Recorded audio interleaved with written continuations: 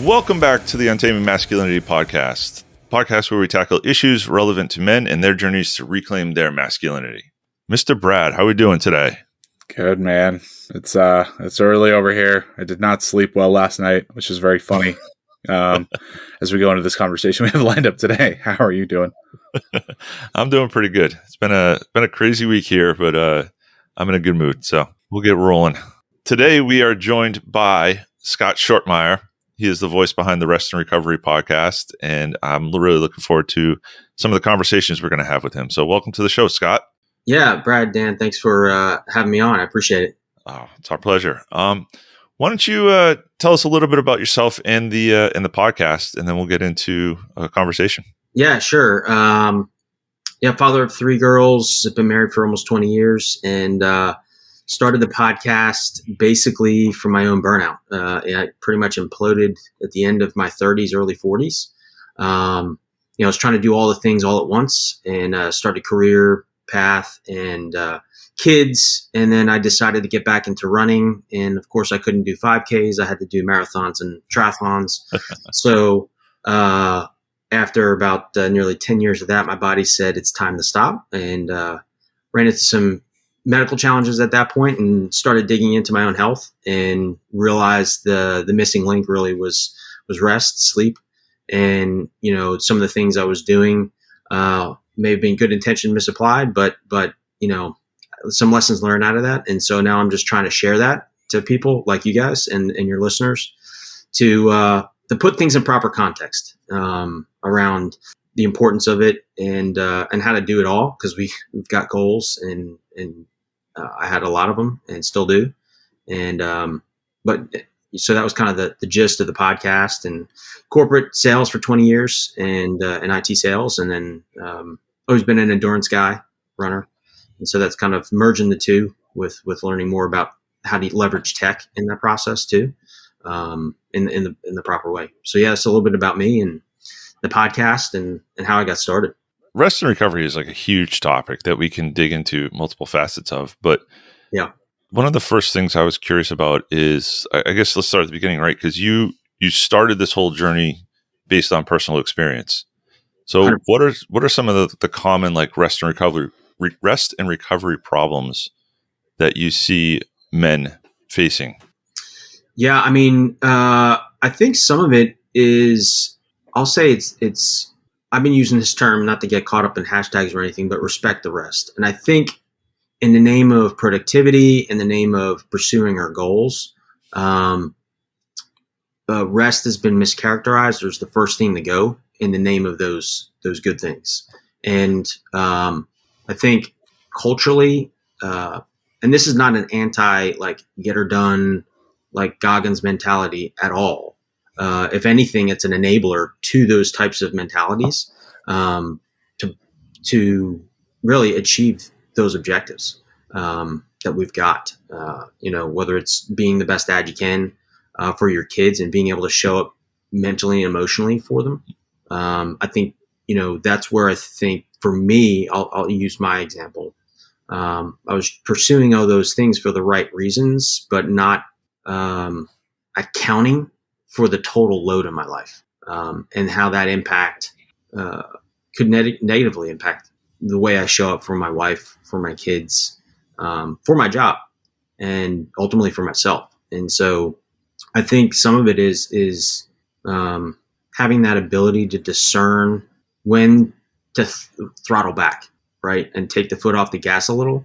And I made it very binary, like I'm either in or out. And I think you even posted something the other day on social media, Dan or Brad. And, I think it is about the pace of play and knowing when to throttle back and when to throttle forward. And that's to me where the discernment is, and where I made it very binary of in or out. And I think the binary is, yes, are you committed and you're doing the work, but how hard and fast you do that work that day based on all the different conditions in your life. I think that's where I at least went sideways. A lot of guys are guilty of that, right? The whole mentality of I'll sleep when I'm dead. And, right. Guys who get a terrible night's sleep, yet they still take on the full load of going to the gym, working really hard, doing all those things. And I guess one of the things that happens when all those steps are taken is invariably you're going to have some consequences. So I guess maybe talk to us a little bit about why those consequences are so detrimental to men. Yeah, I mean that's a great question because it it really does undermine our manhood. When you start depleting your sleep and creating significant sleep debt, it then cascades. It's called like metabolic chaos. It'll devolve into impacting your hormones, your ability to respond well. So it starts affecting motor skills. So if you're a hunter, if you're first responder, those are critical skills for life and death. And then you start deteriorating the hormonal aspect of it, right? You're seeing and hearing at a macro the testosterone epidemic, and you're seeing men with testosterone levels that 70-year-olds have at 30. And so that has significant consequence in many ways. How you show up with the vigor and vitality that we expect and desire, to be able to do the work to get the growth hormone, right? You're spending all this time in the gym working your ass off. It's not going to show up in the way, and it could cause frustration. And actually in some ways, if you don't get the right rest and recovery, it can do the opposite, and your body starts to actually like pull nutrients from your muscles, from your tendons, from even the having a senior moment, basically a spinal cord and the goo in between. I'll use a technical term. That's going to start deteriorating, and then that affects nerves. It affects hormones. So if you want to live your best stoic life, you talk about stoicism a lot. You're not going to be able to show up in that mental and emotional stable force that you need to be for your kids and family. There's a lot there. I'm sure that's only the tip of the iceberg. And I was listening to the Jocko podcast, and he had somebody on recently who's a doctor, and he talked about the likelihood of injury increasing by X numbers, 300% or something like that, simply because you don't get enough sleep. And that goes along with what you were saying there. That affects your connective tissues. It does all these other things. So the question becomes, how does a guy who recognizes he needs more sleep, who feels tired and lethargic all the time, whose testosterone's down, who is not living his best life, if you're not getting enough sleep, you recognize it. I mean, you talked about it in introducing yourself. Yeah. How does somebody like a guy in that situation start to change? It's easy to say, oh, just get more sleep, but there's a lot more to it than just that. Yeah.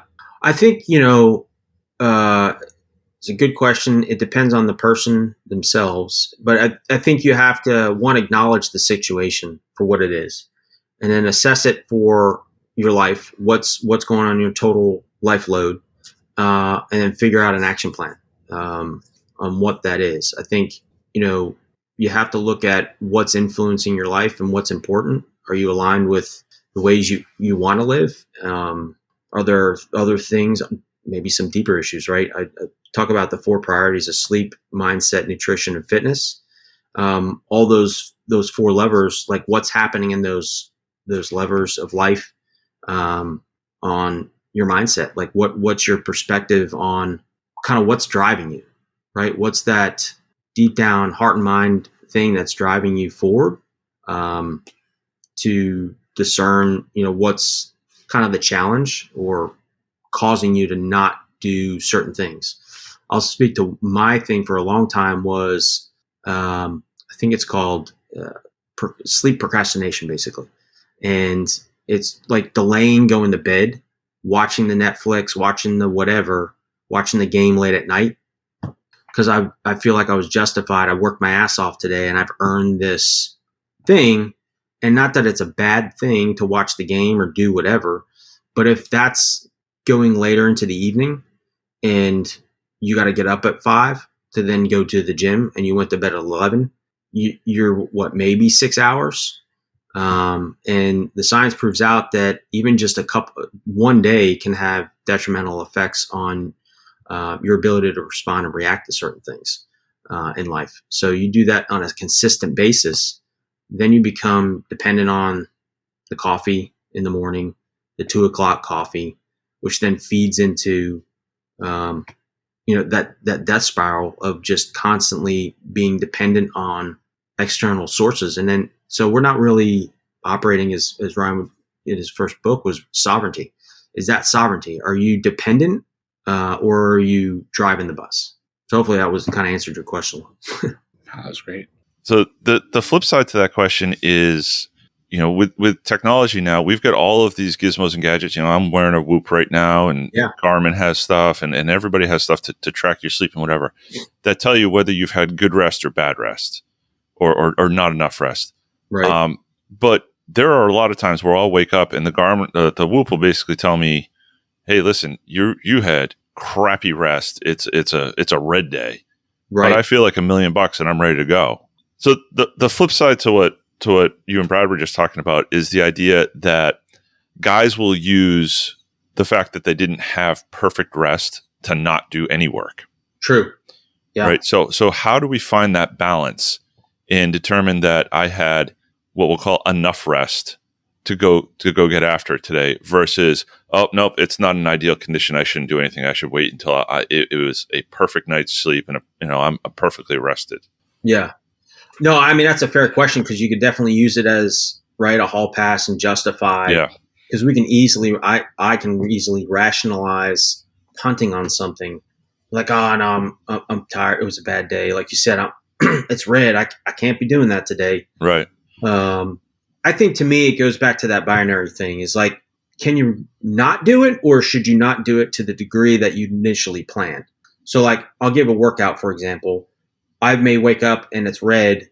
I feel okay, but maybe instead of doing 7 miles at the faster pace that's prescribed or whatever the workout, maybe you're doing 1 rep maxes that day. Maybe don't do the max outs, maybe dial it back a hair, right? Instead of doing that 90% day, maybe do the 80%.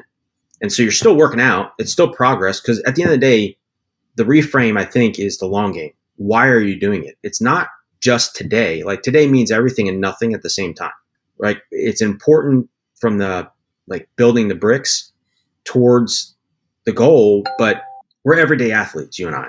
Like we're working hard to do all the things, but I think again it boils down to the intensity factor. And I think there was a quote recently. Oh gosh, I'm bringing it up, and now I don't even remember the quote. But do hard things. The author posted something about this, and it's like it's about mounting up the good days consistently, not the excellent days, quote unquote, where you're maxing out. Right?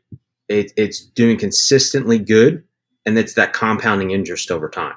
And at some point, that hockey stick goes up. So I kind of went down a rabbit hole, but specifically on the Whoop and or whatever device I use, a BioStrap, it's trending.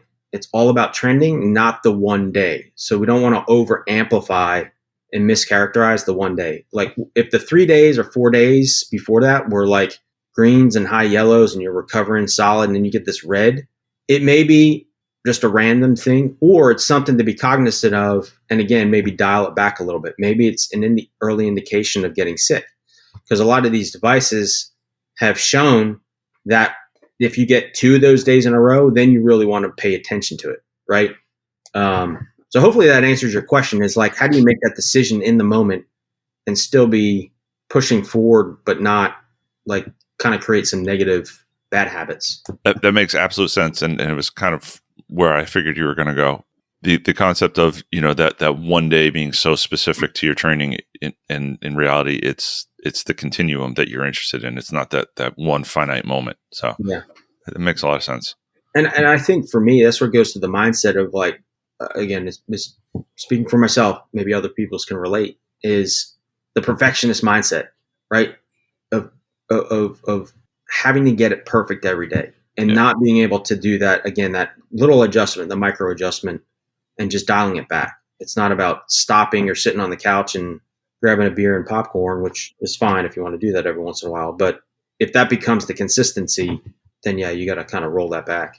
One thing I was curious about, right, is when we talk about rest and recovery, sleep is always something that comes to the forefront because that is probably where we get the primary amount of it. And I want to get into sleep a little bit later in the conversation, but what are other ways that we can increase our rest and recovery outside of the good night's sleep approach? Yeah, I think that's a great one. And I think an important tool for most of us to really integrate into our lives in some ways that, ways to kind of, I'll call it downregulate Mm-hmm. in the midst of the day. And I think it's about, everybody uses the term, but intentionality, right? Integrating into your schedule. If you're good at scheduling things, like buffer in times for breaks. And it's easier said than done because a lot of times I'll just turn around at 6 hours later. But finding ways and tools to, I guess, not be hanging over your skis, I'll say it. Like, I don't know if you ski or not, but like you get a little over your skis, like you're feeling fast, you're somewhat in control, but you can feel it like you're on the edge. For me, breath work is a good one. To me, breath work is probably the best utility knife out there that is in your control. It's foundational. It's the number one thing we need for life, right? But it really has shown, a lot of studies have shown that it helps downregulate the nervous system, which is where, the cascade of stress comes into play. So if you can find a way to just do, to me, the box breathing is probably the most effective, simplest thing to do. Everybody can do is 4 seconds in, 4-second hold, 4-second out, 4-second hold. And like, that's a good way to either warm up before you get into something, whether it's physical, mental, to kind of open up yourself, but it's also a bit of a downregulator. So it can help kind of reframe and get yourself back centered to what you're needing to do or coming off of some kind of stressful circumstance, whether it's a call, not that I do this, but an argument with my wife. Just take that pause for a moment and just, to me, it starts there with the breath because it's in control. It's not something I have to think about. And then from there, I can start trying to trigger myself back into thinking about it in a more constructive way, not this negative self-talk spiral, if that makes sense. To me, that's one of the keys for me. I think some of it is just trial and error too, is figuring out what's going to work for you. There's a lot of other things you can do. At night, what I do is journaling, but it's more like I don't sit here writing things. It's like data dumping frustration, and maybe do that during the day. It's like write down adjectives. I'm freaking pissed today. I'm pissed right now. Write it out. I'm pissed about this or whatever, and just be honest with yourself and unload that stuff, and then burn it, throw it out, whatever. But now it creates a demarcation in my mind for me, those mental triggers to kind of pivot out of whatever I'm in and into the new thing. It's interesting because what I'm hearing is, when I asked the question, I was kind of expecting more what I would call mechanical things, like do this and this, but it's what you're talking about is regulating your emotions and regulating, not getting too high, not getting too low, and just kind of being able to manage your emotional response throughout the day to help your rest. So that's really interesting to me. That was not where I was expecting that answer to go. Yeah, because I think it goes back to the load management conversation again. Sorry, I'll keep harping on that, but it's been on my mind a lot lately. Is like, it's not doing the thing; it's to what degree. It's a degrees discussion a lot of times, and so. And even going back to the previous question around, I'm feeling good. Feeling good, I've done this a lot. I feel good, I'm going balls to the wall, right? Is that a wise choice? Should you not just go to 85 to keep the reserve so that you're banking that rather than using up everything all at once? Right. Is 3 or 4 days in a row of 85% better than one day at 100 and then having to back down the next day, right? Right. Because then you've got this, peak and valley thing.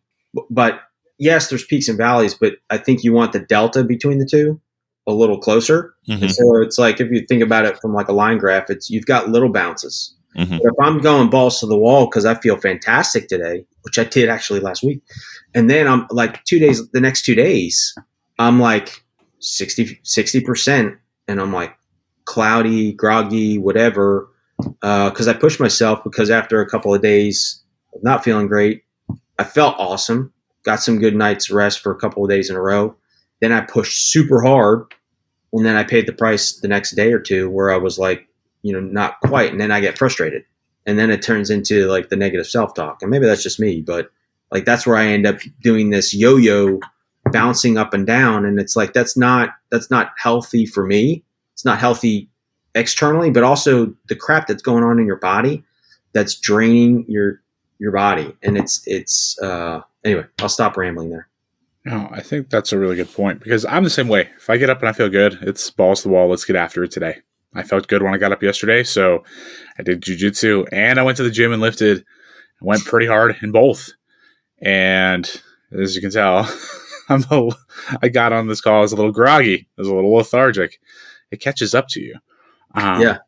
But I guess kind of shifting gears a little bit, you'd mentioned earlier the nutrition and its role in recovery as well.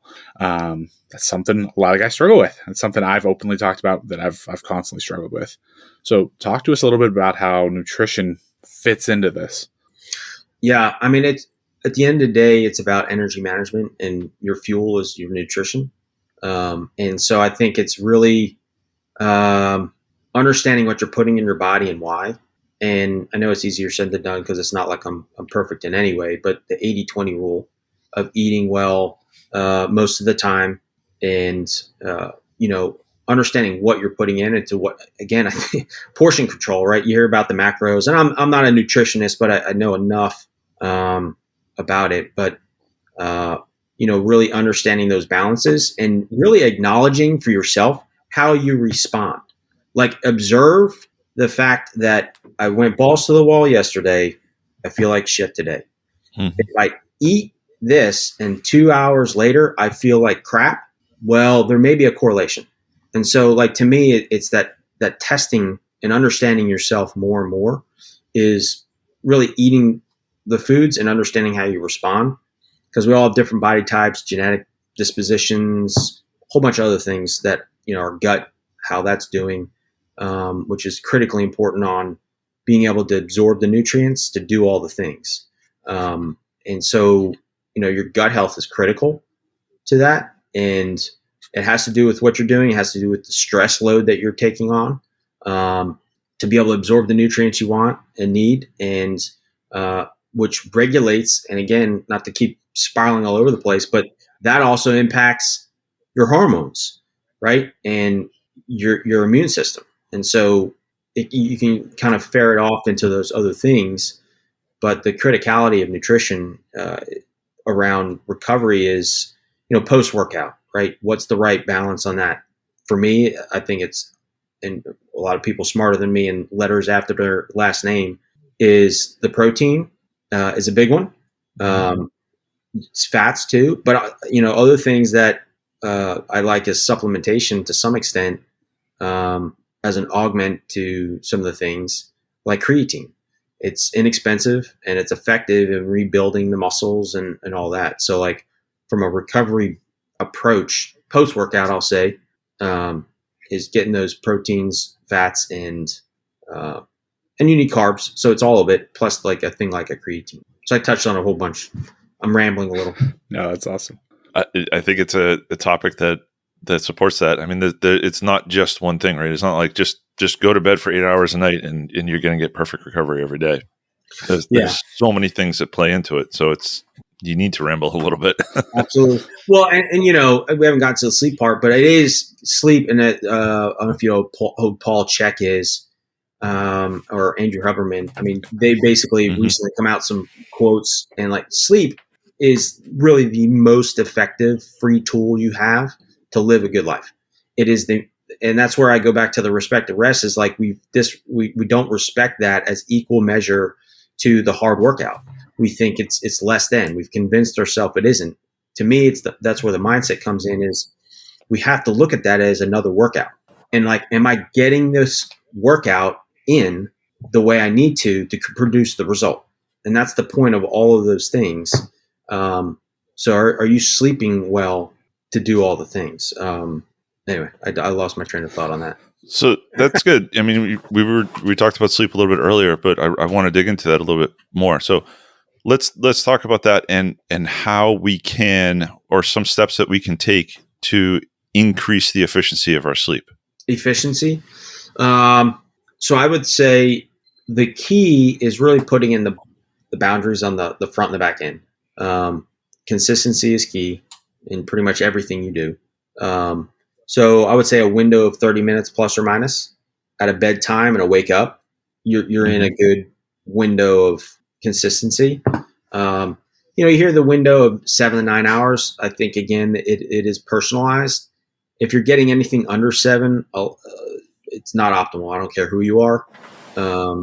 And what's funny is I think some of the folks out there that push, early wake ups still get those same times, but nobody ever discusses that. You just see the 4:30 wake up, but you don't realize they went to bed at 8:30, 9 o'clock. Right. So you just see the wake up and you're just thinking, I got to get up fill in the blank, right? Jocko Dark 30.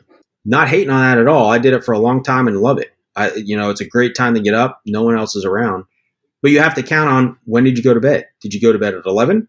Or not. And that's what I did for many, many years. That blew my ass up. So there's that. And then it's kind of like the chicken and egg. The morning routine feeds the evening routine, and the evening routine feeds the morning routine. Mm-hmm. So having those consistencies of bedtime, and then the precursor to that, what are you doing the hour or so beforehand? Are you working on your laptop, shutting it down, and then brushing your teeth and getting to bed? Or are you having some quiet time, some time with your wife, whatever? To me, it's like that. That's the warm up before bedtime, right? The evening habits of kind of getting your body convinced. Okay, it's starting to downregulate. It's starting to, put ourselves into a sleep mode so that we can rest well, rather than walking right in and you're just coming from this intense moment to, whether it's cognitive or physical, and then walking in and going straight to bed. So I think it's about that evening routine. You hear all the things on sleep hygiene, phones and things of that nature, and we have to account for that too, and the impact that we're just learning on tech and the influence of having that kind of light on us all the time. I'll pause there. Sleep has always been a tricky thing for me. I was like you for a long time. It was 4:30 wake ups to go work out because I love being up in the morning at the gym. Yeah, there's no one there. You don't have to deal with the after school and after work crowds and it's just the people who are there are usually very one-minded. Let's just get in, get it out, get it done, and get out. But it's tough because, like you were saying, if you're getting up at 4:30, you can't be staying up till 11, at least not for long, or else you're going to burn out pretty quick. Yeah. So you do have to push that bedtime back. But that means, especially with family, it's tough. You have to set those expectations, especially if other people are not going to be waking up at that time and are saying, hey, I'm staying up till 10:30 or whatever it is. Yeah.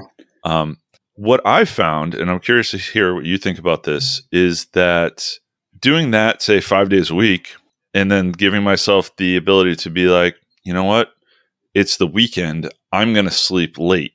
Yeah. I'm going to either catch up or I'm going to sleep late. I'm going to go to bed later. That has traditionally really just screwed up my recovery. Monday morning comes around, and even if I get to bed at the right time to make that early morning wake up on Monday morning, the right duration, right, it's just tough as hell to get going. By Wednesday or Thursday, I'm kind of back into the groove, only to screw it up again on Saturday morning. But how consistent are those days where you don't have to wake up at that time? How important is it to kind of keep that consistency, I guess, is my question.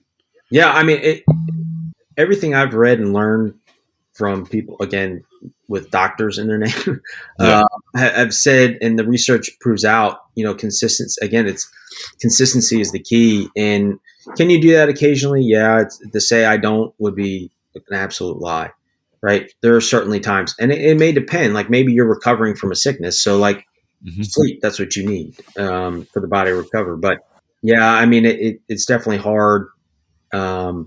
Yeah, it's almost like it's worse. If you sleep in Saturday and Sunday morning, come Monday, you're going to be groggy as heck. Mm-hmm. Right. And I think that's because you're kind of messing with your body's circadian rhythm around when to get up, when to go to sleep. And I think, consistency is better. And that's where it's that 30-minute window, I would say, is the most consistent. If there's times where it's more like, fine, if it's 1 out of 7 days, like, okay, like don't be too hard on yourself either. But maybe your body just needed it too. There's times where I forgot to set the alarm on a Saturday. I wanted to get up at 6 and I slept till like 8:30. Well, at the same time, we have to acknowledge clearly my body needed that because I woke up refreshed. I didn't wake up groggy. And I went back into my regular rhythm. And I think it's just, those are the micro adjustments in life and the acknowledgement piece, right? And just, okay, fine. I slept in. It happens. Get back in the rhythm. And I think I've heard some folks, no matter what it is don't go more than 2 days in a row with any kind of habit of getting out of rhythm. Here's another question along those lines for you. What about naps? Oftentimes on weekends, it's, got nothing to do. I'm going to take a little nap. I'm going to get some rest and recovery. Yeah. How beneficial are naps? Like, let's just say, for example, you get a shorter night's sleep, but then you augment that or supplement that with like a nap in the middle of the day. Is that going to have the same kind of benefit or not? It can because, I've had this conversation. I was fortunate to interview Dr. Chris Winter. He's written 2 books. One's The Sleep Solution and one's The Rested Child, which the rested child, I know we're talking about us and men, like really as parents, watch your kids sleeping so that they're in a better state going forward. That's, our goal, but great book on childhood, but it's called The Rested Child. And in our conversation, we talked about accounting for rest as part of the total rest and recovery, right? Yeah. That it's not just sleep. Now, sleep is the critical one, but again, if you're getting 6.5 hours, like, can you quote unquote make it up? It's debatable, right? There's no official science, but in his mind, a 20-minute-ish power nap is a good refresh, and getting that rest time. And so I think you can. I'm in the opinion of, go ahead. I'm not a napper personally. I'm a little jealous of anyone that can nap. So slight bitterness towards that, but my wife can do it so well. I'm so jealous. And anyway, so I think I'm for naps, but I think it's a strategic tool based on your life going on, right? Most of us are fathers. We got careers, we got families. We're running all over the place. So if there's a moment where you just feel it, when you're tired. Like I don't nap, like I said, I don't nap much, but there's times where I feel like my body's like, you need a nap, right? And if you don't, you're going to go over that cliff. And I've screwed up enough times to realize what that feeling is when I'm flirting with disaster. And, it's one of those lay down, do I fully fall asleep? This is my favorite nap, where you're kind of semi-conscious and you're just kind of laying there. And your body, you could feel it. Your body just settles down. But I can kind of hear stuff, and then you just wake up 20 minutes later. But yeah, Dr. Winter says a nap is fine. So I'll go with him. The doctor said so. So something I've kind of that's really impacted my sleep, and I want to get into tech. We talked a little bit about it. We teased it out, but I think the biggest impact that I've noticed that has absolutely sabotaged my sleep is when I eat close to bed. I am a nighttime snacker. It's always been a habit that I've been working feverishly to break, but it's hard sometimes, man. And when I snack before bed, I feel it throughout the night and I feel it the next morning. So I guess, is there a defined, I've heard some things, but is there like a defined time at which you should stop eating prior to sleep? And then 2, what's happening in your body, which is what makes your sleep and recovery just so crappy when you eat that late? Yeah. And it depends on what you're eating too. General rule of thumb is 2 to 3 hours before bed. The reason being is you're making your body work in an area it should not be working, because when you're sleeping, it's literally, think about little engines repairing everything. That's when all the repair happens, whether it's your brain, the muscles, tendons, everything, that's where all repair occurs. And the body is an amazing system where it can do all that, right? Simple example is cutting your hand, right? It just happens. That's happening in your body as you're resting. So think about eating food. There's only so much energy in your body. Then now there's a focus to your gut to process and work and digest all of that. So it's pulling energy from other areas of your body into your gut to process that food. So you're not going to get the recovery that you may get good sleep, but the recovery itself, and certainly consistently snacking too late, and again, depending on what you're eating, can have a negative cascade on the recovery piece, long-term systemic habits like that. And, if you're having high glycemic foods, starchies, chips, things like that, you're talking about spiking the glucose higher and higher. So some correlations that might give you an indication of a problem is if you're waking between 2 and 4, there's a number of things that people have talked about, but one of them could be a glycemic spike or tank because of the snacking. And so you're waking up and it may seem like you have to go to the bathroom. True, but some of that has to do with the up and down and the spiking of the food you ate. And I personally have noticed, for me, similar things. Like I know if I've eaten too late, I'm waking up more consistently in the middle of the night. So yeah. Interesting. Yeah, it's pretty amazing that, what our body can and cannot do. I think so that going the food piece, if you do snack, again, avoid the carbs. I've always heard combining proteins and fats are a good way to do that. So maybe grab some nuts or something like that, like almonds, cashews, stuff like that, versus what I'll often go to is like the corn chips or potato chips or something like that. Yeah. Some chips and queso may not be the optimal snack, as delicious as that stuff is, and cheese makes everything better, but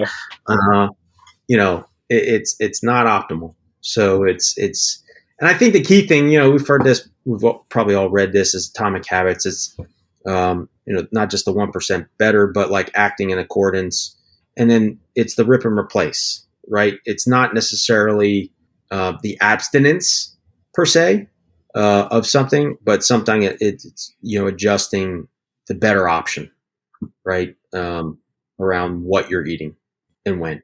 Awesome. I hope that's helpful. No, that's awesome. A lot of good mental notes taken.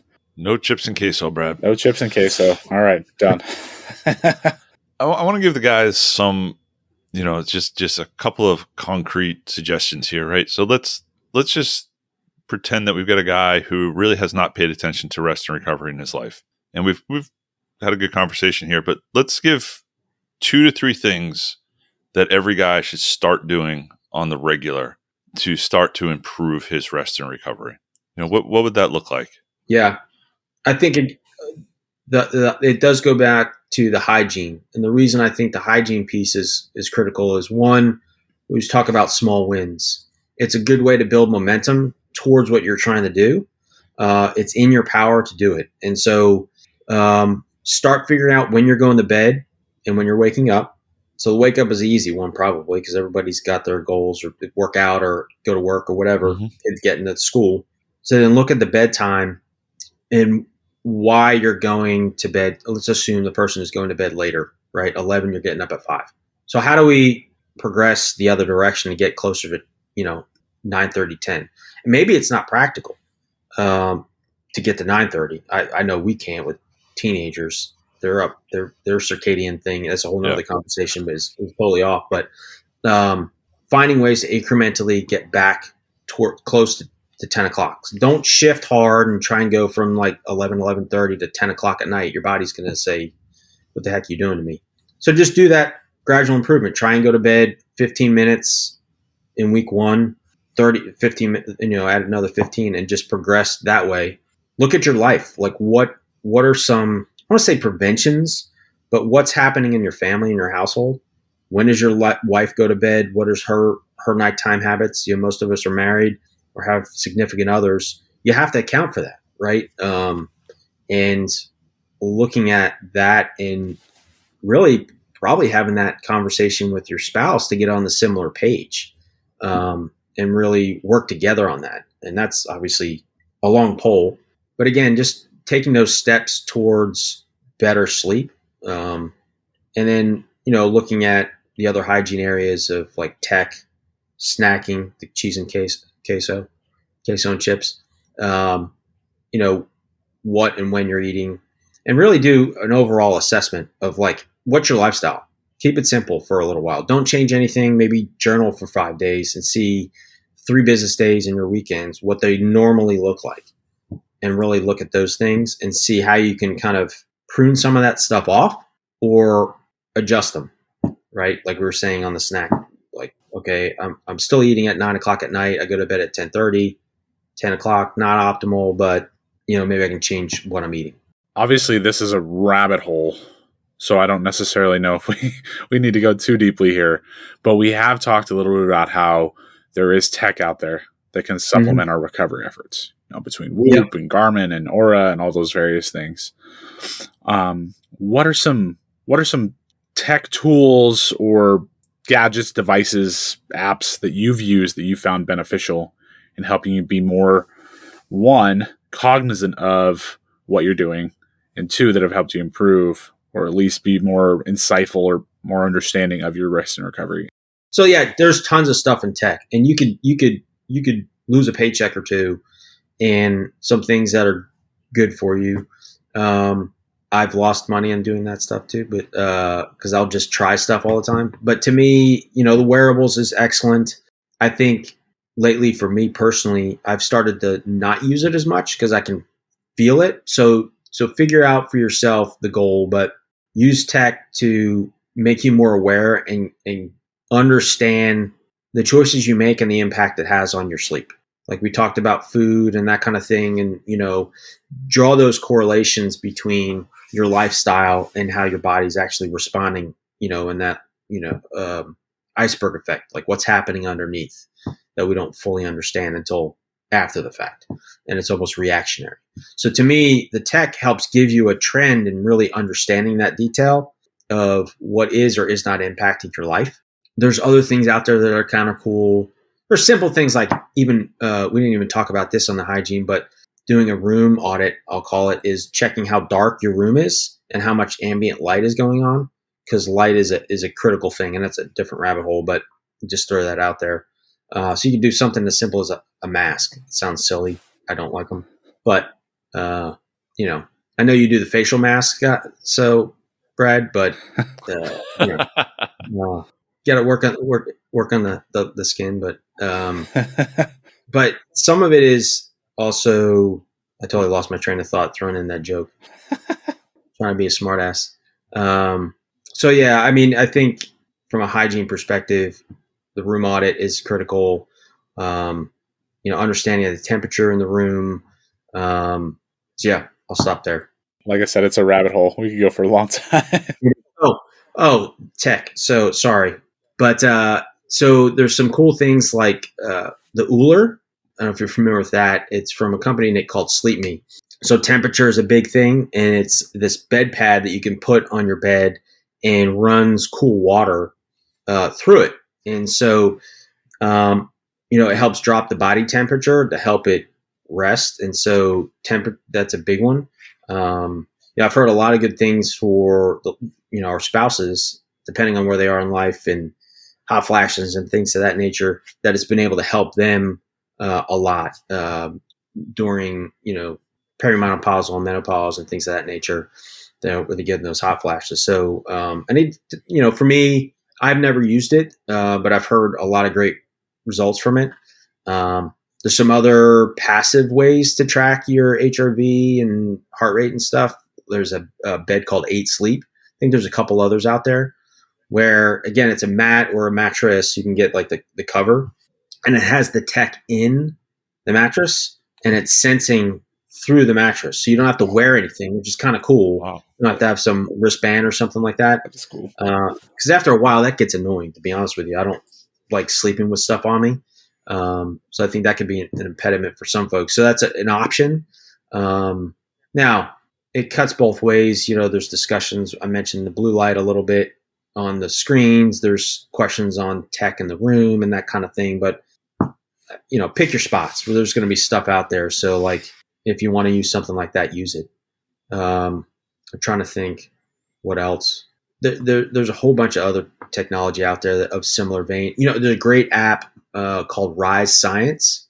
So I mentioned circadian rhythm, and that's really, I think, where the awareness comes into play, is understanding your body as it relates to everything else, right? And the sun rises and sun sets in a certain way, our body aligns with that. And so just accounting for that, it's a whole nother conversation, but like the importance of light again, morning light, evening light, and getting that in your eyes in the morning. But around the tech there's some apps that can monitor your sleep via your phone. Rise Science does a good job of this. And what's really cool is it's not just tracking it, but it's the trending.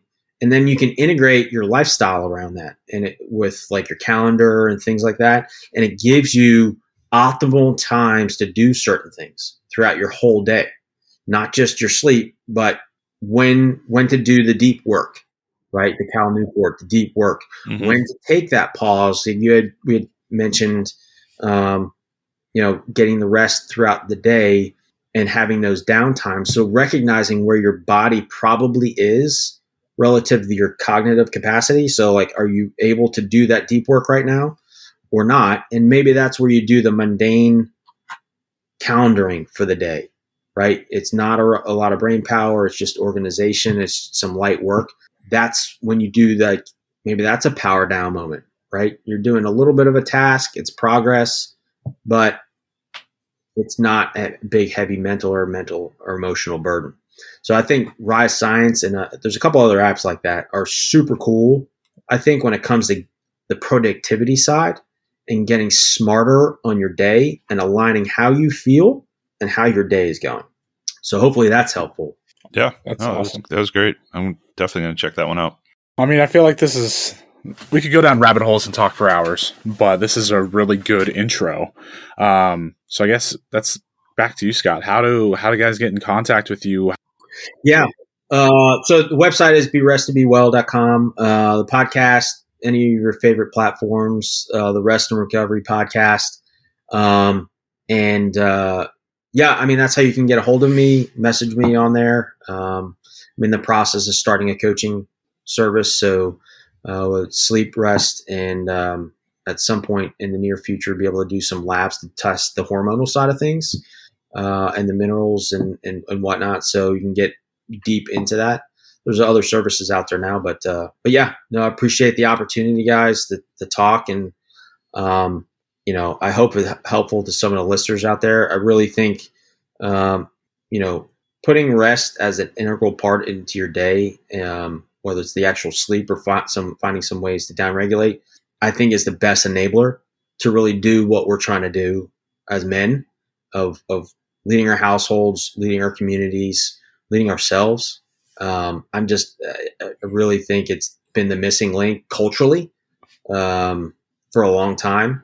And I don't think it undermines the get her done mentality at all. I think it's an enabler to that. So I'll get off my soapbox now, but I appreciate you guys. Oh, we appreciate it. Thanks a lot, Scott, for joining us. I'm sure the guys get a lot out of this. I know that Brad and I definitely did. I can just tell by the conversation here. It was great. We will make sure that we have your website and the podcast and all your social media linked in the show notes. And you guys can find that at untamingmasculinity.com. So you can find the show notes for this and all of our other episodes, as well as links to our social media. Make sure you're checking us out on Instagram. That's where we're the most active. Would love to interact with you there. So check us out and hit us up. If you guys found value here, which I can't imagine how you didn't after this great conversation, but please give us a rating and review on your podcast player. Apple has been the most active lately. So if you can jump in there, leave us a rating and review. It's that review that really helps spread the word. And finally, make sure you come back next week. We got some great content coming here in the new year, and we're excited to share it with you. Check back with us next week. And until then, we will leave you with just one question. What are you doing to untame your masculinity?